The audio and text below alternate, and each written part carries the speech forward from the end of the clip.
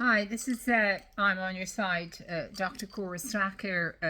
I just want to talk about a paper that I've been that's been on my mind for a long time, and it draws on a lot of the research or the advocacy from a lot of the Irish legal writers or experts, and so I'd like to maybe mention those at the start so that it can be seen to be grounded on not just my own my own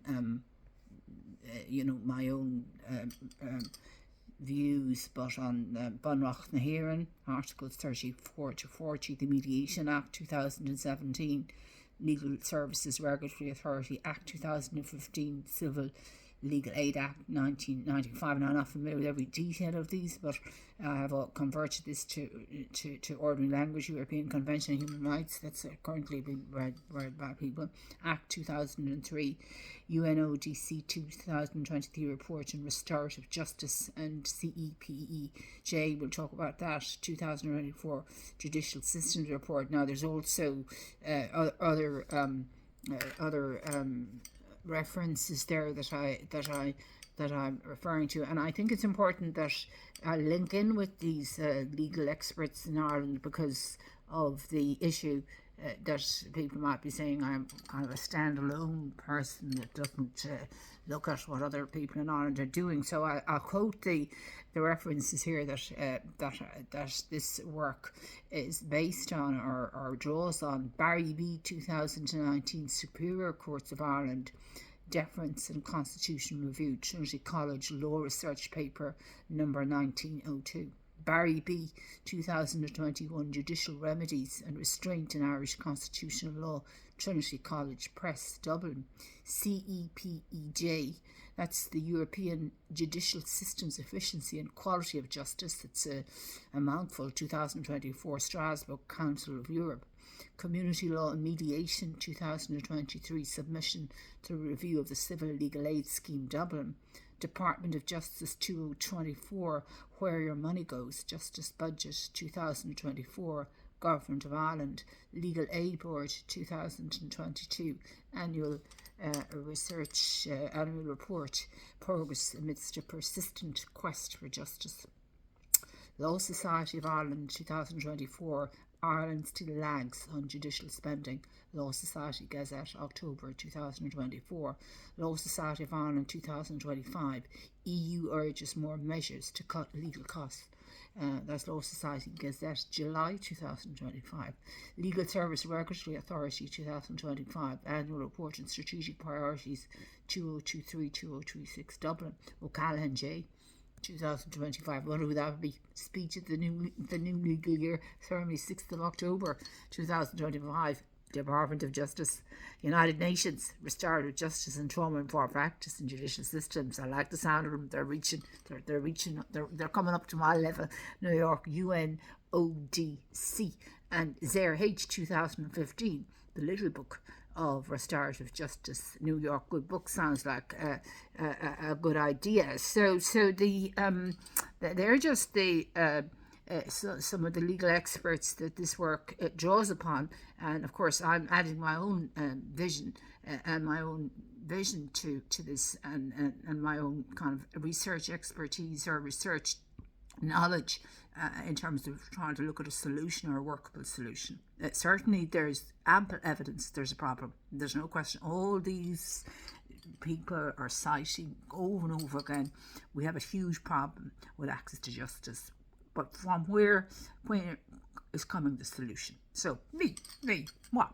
I'm going to suggest a solution for consideration, and it's absolutely urgent in my opinion, and it's time for, the problem is identified. Now it's time for the solution. No more messing around, no more prevaricating, no more shielding, no more prevarication. Finding a solution and putting it into practice or piloting it. There's no reason why I couldn't be piloted. and then just improved as the pilot would deliver, positive outcomes, as I absolutely would predict it would. So the title of this paper, if anybody wants to have a look at it, it's on academia.edu. It's called Justice, Access and Arbitration in a Changing World, Ireland's Path Towards Equitable Solutions. Across the world, justice systems are under strain, and to see, all you have to do is go into the courts in Dublin to see how bad the strain is. From east to west, north to south, people describe the same feeling, that justice is distant, costly and hard to reach. I mean, that's, again, I would say that's an understatement. In all parts of the world, the global crisis of justice, that's what I'm calling it. In Ireland, our legal system is viewed as independent, professional and respected abroad, yet many citizens still feel shut out. I mean, again, an understatement. This is not a criticism per se, it's an invitation to rethink, to reform and to lead the way towards a system that heals rather than harms. So this is my big idea, justice system that heals rather than harms.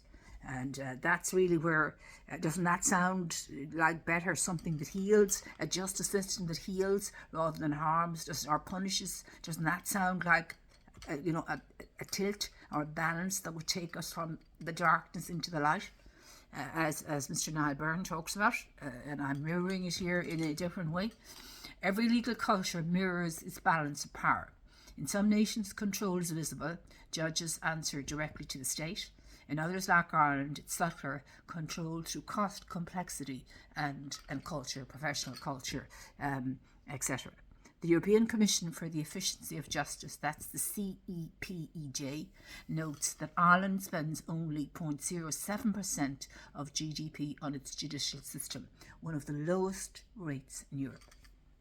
Despite constitutional independence under Articles 34 to 37, if you want to read my Irish Constitution plain language, which is very popular at Trinity College, Dublin, and other places, of Bunrach and Héireann, access to justice remains uneven. Well, that's again an understatement. The challenge isn't corruption or ideology necessarily, it's structure.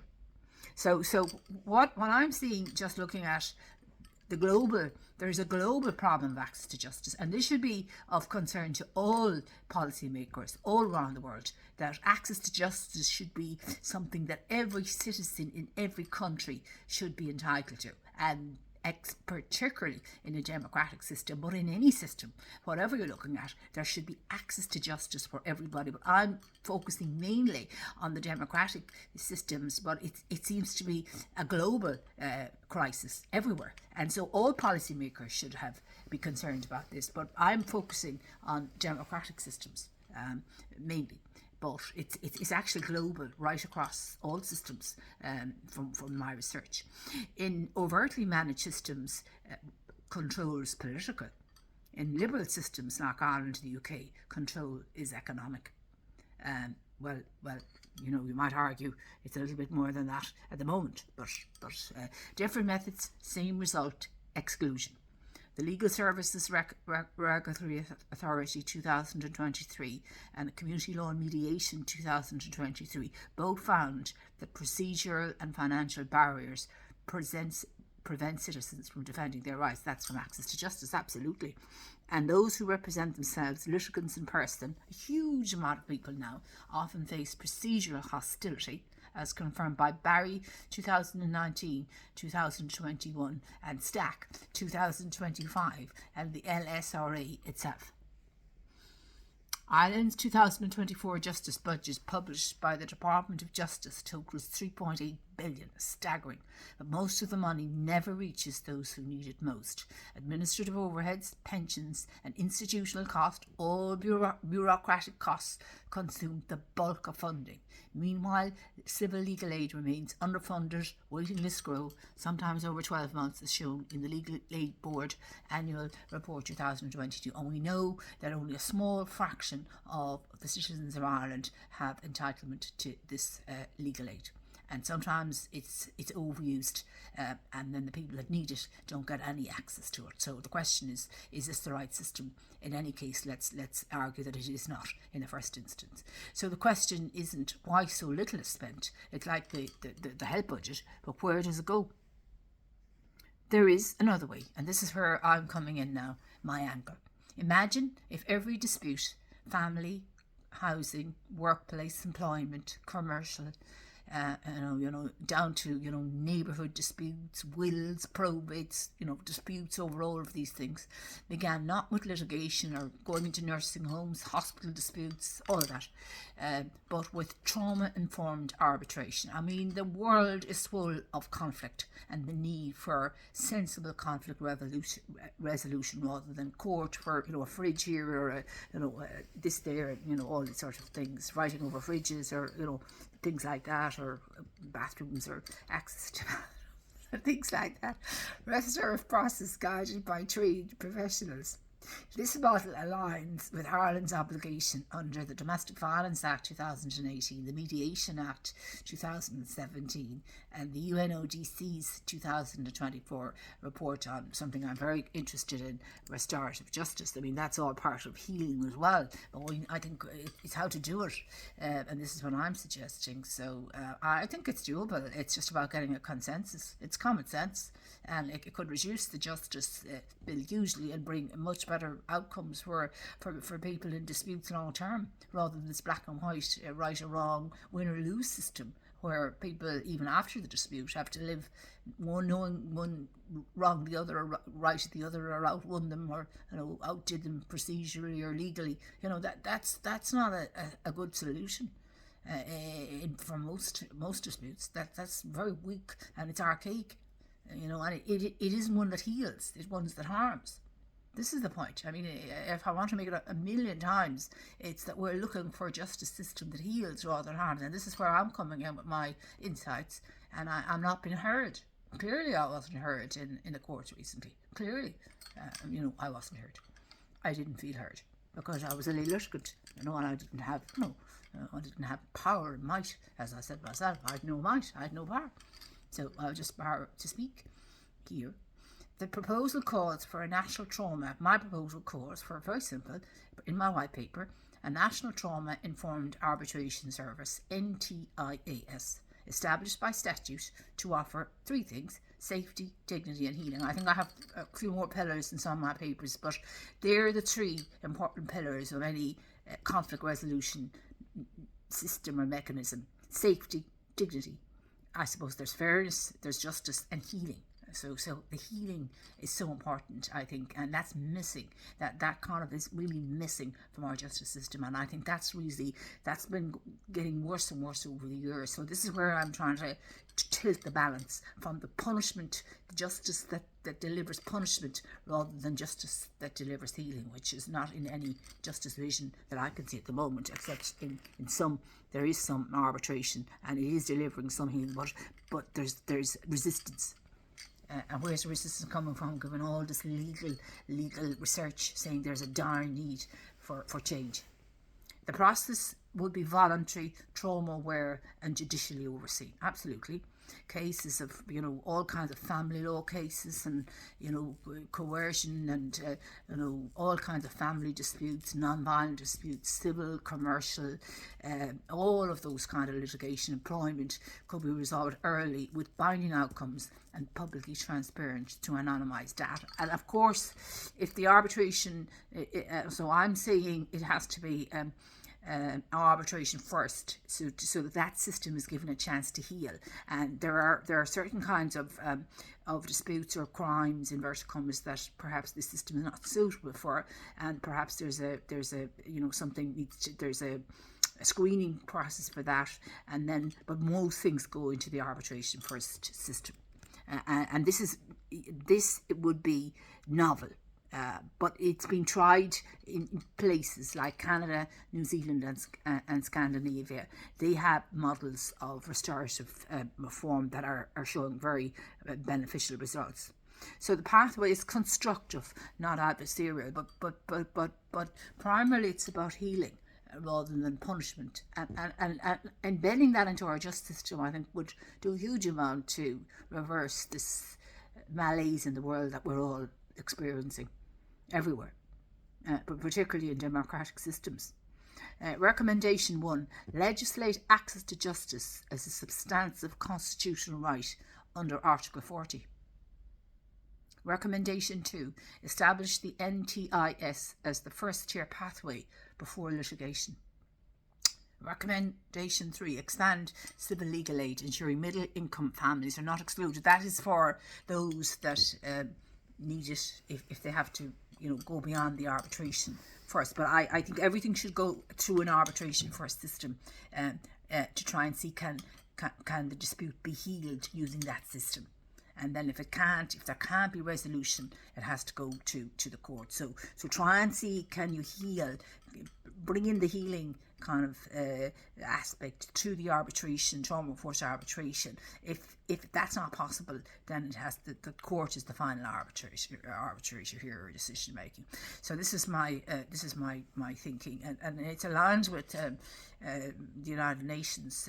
As I say, there some of the United Nations thinking on restorative justice and that sort of ideas there. But I think mine is a better idea than what the United Nations are recommending. But we're on pretty much the same track here. Recommendation 4: train the judiciary, Law Society and Bar Council in trauma-informed and restorative approaches. Recommendation 5: redirect funding from bureaucracy towards community mediation, arbitration and prevention. Recommendation 6: strengthen transparency in SRA and the Legal Aid Board data reporting. Recommendation 7: create an Access to Justice Commission with independent oversight. So around the world, citizens face the same dilemma. This is what I'm finding now, that this is a global crisis. Complex, costly justice that alienates rather than includes. So it's a global crisis. So this is a matter for global policy makers and governments of all kinds. But I'm focusing mainly on democratic systems.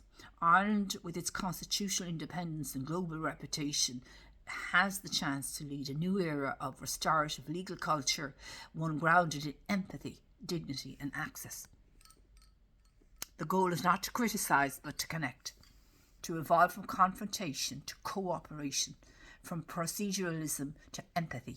Justice is not a service, it's a shared human experience. This is what I'm trying to try and highlight, that we need to tilt the meaning of justice to one that's not about punishment, but it's more towards about the potential for healing. So it's a new vision for justice that I'm trying to share with people, because I think it might help.